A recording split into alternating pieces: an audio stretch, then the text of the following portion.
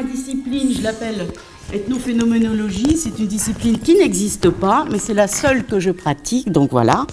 Et sinon, je voudrais donc, en un premier temps, puisqu'il s'agissait quand même de vous apporter quelques éléments venus des travaux des anthropologues, dont depuis la fin du XIXe siècle, c'est un des sujets centraux, donc la prohibition de l'inceste, non pas l'inceste, mais la prohibition de l'inceste.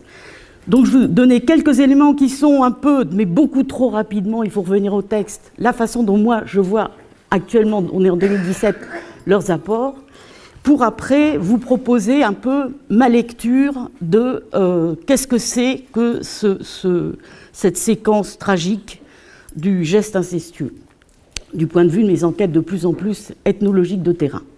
Alors, trop rapidement, mais allons-y. Il me semble qu'il y a deux lignes de pensée concernant la prohibition de l'inceste que nous constatons, que les anthropologues constatent, depuis qu'ils décrivent des sociétés différentes. Et je parle ici de description de terrain et non pas l'inceste dans la culture.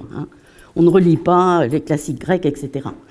Donc, il me semble qu'il y a une ligne de pensée qu'on va appeler guillemets fonctionnaliste, mais qui a des versions extrêmement différentes, qui consiste à penser l'inceste, donc depuis, mettons, Durkheim, donc on est là, fin de 1897, on est le Malinowski, etc., tous ces gens-là, jusqu'à Lévi-Strauss, Godelier, etc., et jusqu'à une anthropologue qui s'appelle Dorothée Ducy, qui, elle, va faire, vous allez le voir, qui va déplacer l'objet, voilà, qui est centrale dans la pensée et qui déplace toute la perspective, on va y arriver, mais disons qu'il y a une pensée fonctionnaliste. Pourquoi ? Parce que les sciences sociales se posent la question du sens, question, mais pourquoi, à quoi ça sert, si vous voulez, quelle est la fonction d'une pratique, la pratique étant la prohibition de l'inceste, et disons qu'il y a eu dans cette ligne de pensée, et il y aurait beaucoup de choses à citer, cette idée que la prohibition de l'inceste, et je vais revenir après au contenu de cette phrase, consiste à désenclaver autant que faire se peut le groupe social, quelle que soit sa taille, qui fabrique du social, qui fait société, c'est-à-dire qui est dans un échange entre familles, alliés, etc. Le groupe social non communautaire, mais on peut le déplacer en fonction des études qu'on fait, et donc le désenclaver par rapport à son propre fonctionnement endogame, et sur tous les plans, avec le mariage des filles à l'extérieur, et cette idée que si la prohibition de l'inceste s'installe dans les sociétés, dans les groupes qui fabriquent du social, ça veut dire qui font cette espèce d'étrange jeu de tissu social, de don contre don, d'échange, des recettes de cuisine, des visites, etc. Si ça se désenclave, c'est-à-dire ne reste pas en circuit fermé, c'est à cause de l'échange des femmes, du mariage des femmes, etc., etc. Et donc, soit comme clé, passage de la nature à la culture, ça c'était Lévi-Strauss en 1949, mais c'est remis en question, on va en parler, soit comme moment clé, disons, à un moment, un groupe social, eh bien, en fabriquant ces liens, comme dans les communautés avec lesquelles ils auraient fait la guerre, eh bien, ils font le mariage des filles, et ça fabrique donc du social en lieu et place de fabriquer l'enclavement et la guerre. C'est en gros une ligne de pensée assez traditionnelle dans cette anthropologie et sociologie fonctionnaliste très importante, avec beaucoup de travaux. Il faut revenir au texte. Alors, je voudrais avancer, etc. Il ne faut pas oublier dans cette ligne de pensée, donc, des choses qu'on a oubliées mais qui sont très intéressantes. Par exemple, j'ai noté Salomon Reinhardt qui, en 1905, fait un article qui s'appelle « La prohibition de l'inceste et le sentiment de la pudeur ». Donc, je vais voir. C'était un philosophe spécialiste de la pudeur. Et lui, pour vous donner des idées comment les hypothèses naissent et s'effondrent en fonction du monde culturel qui baigne le chercheur, finalement, qui pèse sur sa nuque, derrière ses épaules, malgré lui, il croit être objectif.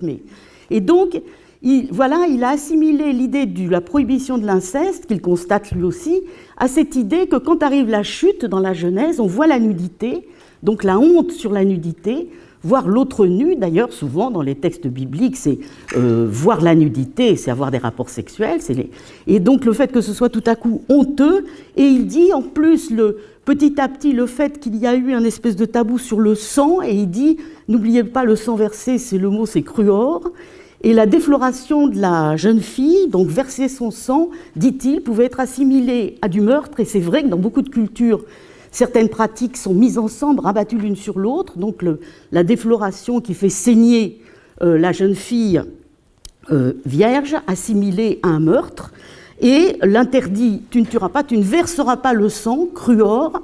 Il analyse cette idée d'un interdit, non pas sur la sexualité, mais sur le meurtre. Et il explique donc, enfin il fait toute une théorie, vous voyez, théorie complètement abandonnée, oubliée, mais qui peut être intéressante. Et autre exemple aussi de réflexion dont on ne se souvient pas, mais je trouve très intéressante, d'un historien qui s'appelle Claude Meillassoux, en 71, donc Femmes, Granges et Capitaux, où il explique que les femmes sont puissantes, c'est-à-dire dans l'idée de Lévi-Strauss, les femmes sont des objets que les hommes échangent. Ils échangent des femmes comme on échange des bonbons, etc.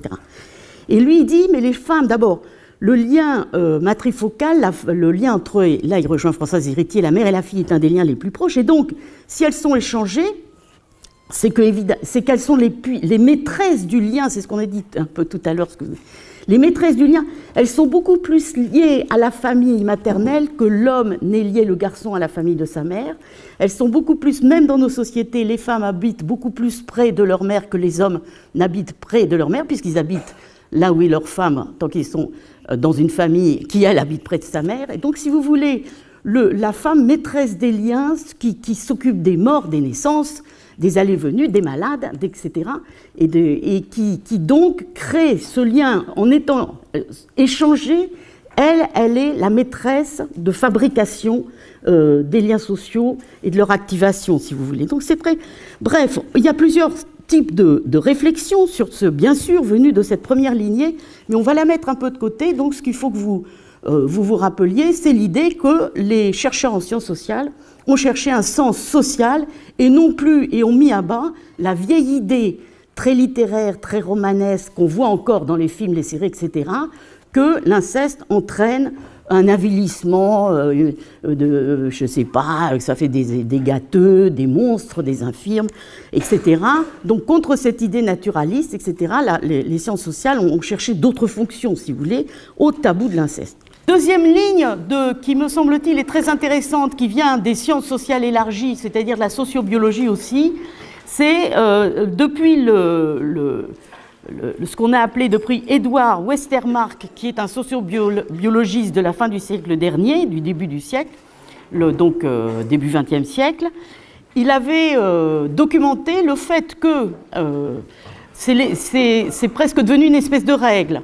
Quand des êtres humains, quels que soient leurs âges, pour l'un d'entre eux, c'est-à-dire soit deux enfants, soit adultes et enfants, passent les premières années dans une intimité de vie domestique, c'est-à-dire liés par des liens familiaux, intimes, de proximité, c'est-à-dire que le maternage, les gestes du soin vis-à-vis du nourrisson, élever un enfant, tout ce que ça implique, comme regard, comme geste, comme souci, comme investissement, etc. Toutes ces choses-là, donc quand il y a eu partage dans les premières années, il semblerait, dit-il, qu'il y a un effacement par la suite du désir sexuel, de l'attraction sexuelle entre ces deux personnes. Alors, jusqu'à Robin Fox, qui a travaillé en 1962, qui a fait un livre en 83 traduit, La lampe rouge de l'inceste, et jusqu'à finalement les travaux de Cyrulnik, en passant par l'éthologie, la sociobiologie, on sait maintenant que les sociétés de primates ont un évitement de la relation sexuelle, certaines d'entre elles, pas toutes, hein. Rien n'est absolu en sciences sociales, il n'y a pas de généralité absolue, il y a toujours des contre-exemples. Mais disons que de façon un peu documentée et vérifiée, donc quand il y a eu lien de maternage entre un adulte et un petit, quels que soient les liens de consanguinité, on oublie, et bien par la suite, ces deux êtres n'auront pas. Il y aura un effacement, une désensibilisation, dirait Westermarck, un effacement du désir entre ces deux personnes, et ça a été documenté, vérifié. L'affaire est délicate, la question maintenant de l'épigénétique rentre en jeu, la question aussi de la perception cognitive du corps d'autrui rentre en jeu. Mais sur ce point, sur cette ligne de recherche, vous voyez, c'est quand même un siècle, c'est la sociobiologie, c'est aussi la question de l'attachement, Bowlby, que vous connaissez sûrement très bien, et on arrive jusqu'aux travaux à la fois des éthologues et finalement aussi des cliniciens d'une certaine façon. Et donc cette ligne de réflexion qui fait des constats, qui ne cherche pas une fonction, mais qui fait ce constat, cette ligne de réflexion nous met sur plusieurs pistes. Et d'une part, évidemment, l'opposition état de nature, tabou de l'inceste, état de culture, qui était un peu le rythme de Lévi-Strauss, est remis en question. Non pas que ce soit, c'est devenu faux comme événement historique, mais c'est sans doute multiple, il y a beaucoup de paramètres, et sans doute, à bien des stades de l'histoire des sociétés, le fait de l'exogamie fait avancer la culture générale, l'échange des liens entre communautés différentes et donc fabrique du social, si vous voulez. Donc il semblerait, on ne peut pas nier, si vous voulez, l'énoncé lévi-straussien, ce n'est pas qu'il est faux si on le place dans une histoire précise, mais il devient vrai si on le pose comme mécanisme dans l'histoire du faire société à des échelles différentes et dans des moments historiques différents. Mais de mon point de vue de l'ethnologue, appelons ça comme ça, ce à quoi m'a fait réfléchir cette ligne de pensée, c'est-à-dire que s'il y a un lien de tendresse maternant dans l'espace domestique, d'intimité, entre le corps d'un tout petit enfant et un adulte, ce lien devrait effacer, tendre à désensibiliser par la suite le lien qui sera d'attraction sexuelle qui pourrait s'installer par la suite. Si tel est le cas, ce à quoi je voudrais réfléchir avec vous, et là on va, parce que là ça devient un peu plus central pour moi, et du point de vue aussi de ma discipline, il me semble qu'on peut faire l'hypothèse que, à côté du lien de désir sexuel pour le corps d'autrui, qui est extrêmement valorisé dans notre culture, qui est l'objet de tous les films, avec la logique vindicatoire, les ennemis qui s'entretuent, c'est l'histoire d'amour qui est en jeu, ce lien extrêmement mis en image, extrêmement tendu, ce lien de désir sexuel qui est ardent, qui brûle, qui est une brûlure, qui est impatiente, ce lien extrêmement valorisé, serait, si vous voulez, mettons-le dans une espèce de la sphère du désir et de l'érotisme, et à côté, on va mettre une sphère non tellement un peu oubliée, si vous voulez, un peu banale, on va appeler ça la sphère de la tendresse vis-à-vis des tout-petits, de la tendresse parentalisée. On ne va pas dire que c'est les familles de sang, je ne sais quoi, pas du tout. C'est l'idée de s'occuper d'un tout petit, peut-être même ça se passe aussi avec les animaux, dans la vie quotidienne, intime de tous les jours, H24, etc. N'oublions pas que cette sphère de tendresse, qui est très intense, très puissante sur le corps du tout petit bébé. Le petit bébé, ses tout petits doigts, ses petits pieds, le corps du bébé regardé par la mère, si vous voulez, le lien de tendresse, il est charnel. Il est adressé au corps. Et je me souviens de cette jeune femme enceinte dans une enquête ethnologique dans le nord de la France, enceinte très jeune, qui voulait le garder, dont tout son entourage disait mais non, et on lui demandait ses arguments. Et bon, c'était une jeune fille très candide et extraordinaire, et elle pouvait juste murmurer les petites mains, les petits pieds, mais les petits pieds. Et l'argument par les petits pieds, si vous voulez, pour l'ethnologue, voilà, c'est-à-dire le petit corps du nourrisson, soyeux, voilà, sa paupière, quand il dort, cette espèce d'harmonie, et cette chose-là est l'objet d'une tendresse extrême. Autre regard ethnologique, une jeune femme très jeune dans nos rues parisiennes avec le pavé, avec des talons aiguilles comme ça, très jeune, très fardée, très bimbo, porte un petit bébé. Mais sur ses talons aiguilles, elle n'avait pas trop réfléchi, elle tangue. Et moi, j'ai l'épouvante, je me dis, il faut se ruer, elle va tomber. Qu'est-ce que je vois? Elle se débrouille pour tomber sur ses genoux, c'est-à-dire elle se blesse les genoux, mais le bébé n'a rien senti, continue à dormir. Et je me suis dit, mais que c'est beau, elle ne le sait même pas, la violence de tendresse chaste, sans sexualité, avec laquelle, cette passion non sexuelle avec laquelle elle a pour ce bébé. Alors, si vous voulez, il me semble que, vous voyez, je déplace un peu le sujet, le fait ce qui n'est pas valorisé dans notre culture, c'est-à-dire le champ de la sexualité est extrêmement mis en image, mais ça beaucoup moins, puisque c'est une espèce d'évidence. Donc, ces deux sphères affectives, la sphère du maternage et la puissance du lien de tendresse maternelle et la sphère de la sexualité, sont discordantes, si vous voulez, elles se repoussent l'une l'autre, un peu comme ces arbres, comme nous expliquent les spécialistes des arbres, la timidité des arbres qui parfois ne s'aiment pas, qui s'éloignent l'un de l'autre. Ils sont deux sphères discordantes, non compatibles entre elles, mais pas forcément contradictoires. Et c'est sur cette piste que m'a mis ce constat intéressant sur le fait biosociologique d'un évitement de l'inceste dans les cas où les personnes, et il y a beaucoup d'études plus compliquées qui le valident, si vous voulez, dans les cas où les personnes ont eu des liens d'intimité dans les premières années de leur vie avec l'autre. Alors, ce que je voudrais dire, c'est que cette tendresse chaste, non sexuelle, adressée au corps du tout petit enfant, elle se traduit par des câlins, elle se traduit par des caresses. Et même, on peut dire, chez les mammifères, c'est lécher le corps du bébé. La mère le lèche à la naissance. Vous voyez. Et les mères humaines ne lèchent pas, mais elles lèchent moralement, sans cesse. Et cette chose-là, si vous voulez, totalement chaste, et c'est la catastrophe absolument à l'économie des gestes de l'espèce humaine, c'est que le séducteur, au début, il a les gestes de tendresse. C'était quand j'étais jury d'assises que j'ai compris ça. Il y avait un cas d'inceste. Et donc, le séducteur parental, il sait très bien que le geste de tendresse chaste, il va commencer, ou le séducteur de la jeune fille dans la rue, il va commencer par le câlin, les gestes de tendresse qui vont être tournés dans autre chose. Et ça, c'est les câlins de la tendresse détournés de leur sens par le séducteur, c'est un des pièges les plus terribles du début de la criminalité incestueuse. Alors ça, c'est un point, mais je voudrais avancer, fin de la première partie, les travaux donc de Dorothée Ducy.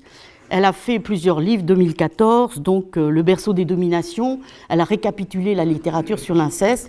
Et elle dit, voilà, pendant que les anthropologues font des définitions sophistiquées, élégantes, des interdits de parenté, de la parenté spirituelle au Moyen-Âge, les historiens ont beaucoup travaillé là-dessus, les interdits de rapports de mariage entre cousins très éloignés à certains moments. Si vous voulez, la prohibition de l'inceste s'est étendue avec les sociétés complexes à des relations de plus en plus lointaines. Et la parenté spirituelle, donc les parrains, les marraines, interdits de se marier avec le cousin, interdits de se marier avec le cousin germain.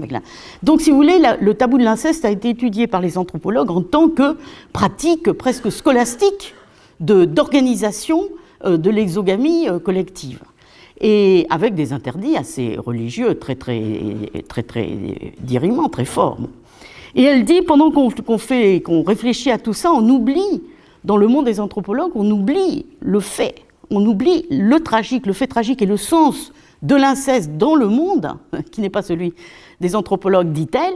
C'est, en général, l'inceste, c'est quoi pour elle? Et là, je suis d'accord avec elle, pour nous, dans le monde, c'est un dominant parental qui fait cette transgression vis-à-vis d'un enfant petit, quels que soient les sexes des uns ou des autres, mais la majorité du dominant parental est plutôt de sexe masculin, et la majorité du sexe dominé, victime, est plutôt du sexe féminin, mais pas du tout exclusivement. Il peut y avoir des mères incestueuses, il peut y avoir des victimes de garçons, bien sûr. Mais si vous voulez, cette espèce de dominante, comme on disait dans les prisons, beaucoup d'hommes, et dans les groupes travaillant en psychologie de l'enfant et maltraitance, beaucoup de femmes.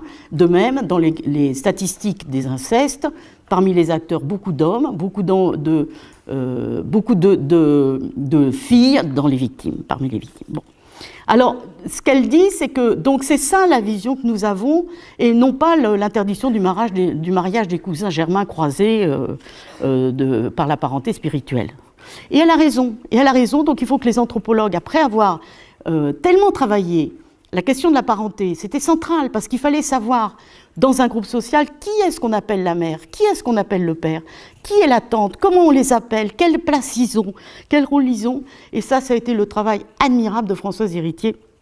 On y reviendra tout à l'heure. Donc, si vous voulez, bien sûr que ça a une légitimité, le travail des anthropologues, mais l'anthropologue des mondes contemporains doit prendre la notion d'inceste là où elle a du sens dans le monde où elle est vécue et pensée et travaillée et agit, hélas. Alors, Deuxième partie, si vous voulez, pour moi, donc, ethnophénoménologie, qu'est-ce qu'un espace familial? Non pas au plan des échanges affectifs entre les uns et les autres, non pas sous l'angle de la psychanalyse, que vous connaissez mieux que moi, et vous avez remarqué, je n'ai pas, mais il faudrait évidemment faire rentrer à côté de Durkheim et Malinowski Freud, mais ce serait un autre exposé, mais ce serait très important, et ça irait dans le même sens. Mais si vous voulez, l'espace familial, eh bien, tout simplement, du point de vue politique. Ça veut dire quoi? Ça veut dire que pendant la période de la petite enfance, toute petite enfance, de un peu avant la naissance, un peu avant les 9 mois de grossesse, jusqu'à sans doute après 7-8 ans, et encore peut-être après 13, 14, etc. Mais disons, pendant la période jusqu'à 7-8 ans, c'est cette période clé, charnière, dont toutes les sciences sociales, mais aussi les tragédies antiques, nous disent que les choses qui s'y passent font des plis, font des empreintes, qui fabriquent l'avenir de façon bien plus forte que ce qui se passera après 40 ans. Et voilà, et c'est un fait que l'épigénétique documente et étaye, et c'est un fait que vos travaux, vous cliniciens, que les cliniciens sans cesse ont en face d'eux. Je suis d'un de vos collègues qui me disait, une dame de 88 ans qui recommence les suicides, tellement âgée, parce que les rêves de ce qui lui était arrivé à 11 ans sont revenus. Donc voilà, et donc vous avez dans votre pratique cette espèce de présence cruciale de la période enfantine, qui est donc une période où se fabrique, où tout peut être réparé sans doute à temps, il ne faut pas fabriquer des faux destins, mais où ce qui se passe fait des plis, si vous voulez, qui sont beaucoup plus, qui dessinent beaucoup plus la vie et la personne que ce qui se passera plus tard. Alors, dans cette période cruciale, il me semble que l'inégalité, la situation de dépendance du petit nourrisson vis-à-vis des parents est une des inégalités les plus dissymétriques, les plus radicales qu'on puisse imaginer. Jamais dans le monde des adultes, on arrive à une telle inégalité entre adultes. Parce que le premier point, le petit enfant qui naît n'a pas le choix de dire ces parents-là m'ennuient, j'en veux d'autres, comme les parents, eux, pourraient avoir le choix de laisser le bébé à la porte de l'église et dire non, j'en veux pas de celui-là. Lui n'a pas le choix, il n'a pas le choix de ne pas les aimer. Les aimer au sens lien puissant, intense, dont dépend sa survie. Les parents, eux, ont à la fois la force physique, mais ce sont aussi les maîtres du savoir. Ils savent utiliser la clé. Le monde domestique autour de l'enfant petit, il voit bien qu'il y a les fenêtres, les portes, l'écran de télévision, les portes de la voiture, il est emmené partout. Il y a un monde extérieur, mais c'est le parent qui a la clé de ça. Il est investi, vous voyez, le plus fort, c'est quand il y a aussi une espèce de majesté un peu magique. Il est le maître du lien avec le monde opaque, encore non existant, encore brouillé, encore non perçu, du dehors, du monde. Il faudra l'adolescence, les nuits blanches, le noctambulisme du dehors pour aller dans le monde. Mais disons que les adultes, maîtres du monde, ça c'est très fort, mais ils sont maîtres sur le corps du nourrisson, de sa diète, de l'heure de son sommeil, du moment où il mange, de comment il se lave.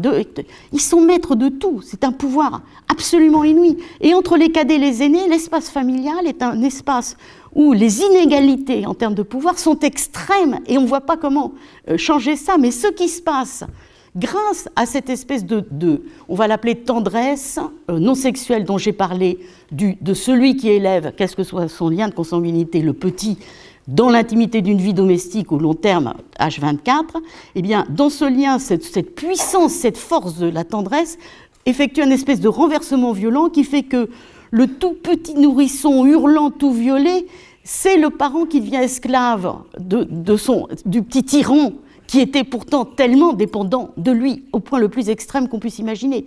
C'est le parent qui se réveille la nuit, il n'a jamais été aussi fatigué, qui pleure, qui regarde quand l'enfant a la fièvre, qui tombe, qui préfère se brûler lui que pour sauver l'enfant, etc. Donc cette espèce de puissance dans l'espace familial, possible ou non, de ce qui peut être, et si l'espèce humaine ne s'est pas arrêtée, c'est quand même cette chose-là est arrivée, de la tendresse des parents pour les enfants, ou plutôt de ce lien puissant, intense, violent, sur le corps du bébé, passionné, et non sexuelle fait que ce rapport de force se renverse sans cesse. Ce sont les parents qui sont esclaves de leur petit esclave tout violet, hurlant, et les parents, ça les rend fous ce hurlement la nuit, et parce que, voilà, c'est un renversement du rapport de force, et c'est très intéressant, et c'est ce qui ne se passe jamais en politique entre adultes, parce que entre adultes, il y a toujours, les jeux sont extrêmement différents. Alors, dans cette espèce de structuration de l'espace privé familial, extrêmement inégalitaire, les aînés sur les cadets les suivent, les cadets veulent être emmenés, c'est la loi du plus fort dans la fratrie, et après à la cour d'école. C'est la loi du plus fort. Et dans cet univers, le monde pensable et imaginable du petit qui grandit s'étend au mur de la maison, et c'est le monde, la réalité, c'est un espèce de cercle autour du corps des parents. C'est autour du corps des parents que les choses se mettent à exister, et on peut dire que son habitat, c'est le corps des parents, et cette sphère autour du corps des parents qui l'entoure, et qui entoure lui, sa croissance, son petit corps si fragile, de soins, de caresses, de rires, et qui fait qu'il a, en grandissant, il a un espèce d'éclat, de lumière, il est comme entouré d'un œuf invisible, de tout ce qui a été caressant autour de lui, il a été bien léché. Vous voyez, j'emploie pas le mot amour et tout ça, non, ça c'est bien, c'est pas forcément une histoire de bisounours, c'est une chose profonde, si vous voulez. Et donc voilà, et comme un œuf autour de lui qui entoure son petit corps, et qui fait de sa présence si fragile sur la planète, et d'ailleurs les statistiques des historiens montrent bien que la mortalité infantile, c'était ça, la mortalité la plus importante des siècles passés, de 0 à 1 an, et bien cette présence si fragile, il y a cette protection invisible liée à la qualité de ce qui se passe autour de lui dans l'espace familial, qui est pourtant assez dangereux, où il y a pourtant beaucoup de choses sous tension. Et voilà, le geste incestueux massacre ça. Et c'est là où je reviens à Françoise Héritier, cet œuf, cette sphère autour du corps de l'enfant et de sa croissance positive, qui fait qu'il rayonne, il y a un rayonnement, qui fait qu'il a une confiance vis-à-vis du monde extérieur. Cette sphère de protection non visible autour du petit corps de l'enfant, c'est la première chose massacrée avec la ruse d'utiliser le lien de tendresse à des fins instrumentalisées, cette ruse, cette perversion, et donc c'est ça qui est massacré. Et pour l'anthropologue, le geste incestueux touche le lien de filiation. En quel sens? Et on revient à Françoise Héritier. Donc elle explique qu'il y a des données dans la construction de la réalité, si vous voulez, sur lesquelles on bute, et qui sont, par exemple, dans une famille, eh bien, il y a les aînés, les cadets, si vous voulez, il y a les dates de naissance, on ne va pas changer ça de façon queer et constructiviste, on ne va pas grimper au rideau et tout transformer dans l'autre, retrousser le réel dans l'autre sens comme une chaussette. Il se trouve qu'il y a des aînés, il y a des cadets, il y a des hommes, il y a des femmes, toutes ces choses. Et dans une famille, peut-être, avec cette idée, elle dit la différence des sexes fabrique l'idée de différence, mais l'idée de différence permet à chacun d'avoir une place. L'aîné, le cadet, son surnom, son prénom, comment il est entouré, sa façon d'être, etc., petit à petit. Et le fait d'avoir une place, c'est-à-dire non pas la différence, qui est un mot peut-être trop utilisé, mais d'avoir un lieu, une sphère, ne serait-ce que de tranquillité, où on ne touche pas. Et c'est parce que c'est X, parce que Y, parce que voilà où est le père, voilà où est la mère, voilà où est l'oncle maternel, voilà où est l'enfant. Cette chose-là qui permet la construction de la filiation, c'est ça qui est massacré. C'est ça qui est massacré. Donc l'inceste touche le lien de filiation. En ce sens, j'avais même hésité, je me suis dit, est-ce qu'on pourrait imaginer, mais il ne faut pas non plus, si vous voulez, charger la barque, c'est très difficile de pointer un doigt accusateur. Mais quand même, dans l'espace privé, on voit bien qu'il y a eu autant de différences entre un parent qui tabasse le môme parce qu'il est énervé, parce qu'il a trop bu, il le tabasse, et il l'envoie à l'hôpital, c'est une catastrophe, et il va aller au tribunal. Entre ce type de violence et la violence incestueuse, il y a autant de différences qu'entre la violence de guerre, massacrer tout le monde parce qu'on veut prendre cette ville, ou la violence que j'ai appelée de profanation, c'est pas qu'on massacre tout le monde, on les tue pas, mais on les torture, on les viole, etc., qui est un autre type de violence de cruauté, de cruauté et de profanation. Et donc, les crimes contre l'humanité, comme par hasard, font partie plutôt des violences de cruauté et de profanation, bien sûr. Eh bien, il y a autant de différences entre une violence parentale due à la fatigue, les femmes ivres de fatigue, qui tabassent, on voit ça aussi en ethnologie, leurs mots qui les empêchent de dormir, après elles pleurent. Cette violence-là n'a rien à voir avec la violence du séducteur qui utilise les gestes de tendresse et la terreur pour arriver à ses fins ponctuellement. Et ça, Dorothée Ducy le montre très bien. La nuit, tout à coup, quelque chose se passe et le matin, tout rentre dans l'ordre. Et elle dit la violence incestueuse sert à verrouiller le système de domination à l'intérieur de la famille et le désordre vient de celui qui va la dénoncer. Donc d'ailleurs, j'arrive à la fin de mon exposé et j'attends vos questions. Voilà. Je peux revenir, j'ai peut-être été trop vite pour le début, mais il fallait débroussailler l'anthropologie. Voilà, donc la question de qualifier cette violence qui n'est pas une violence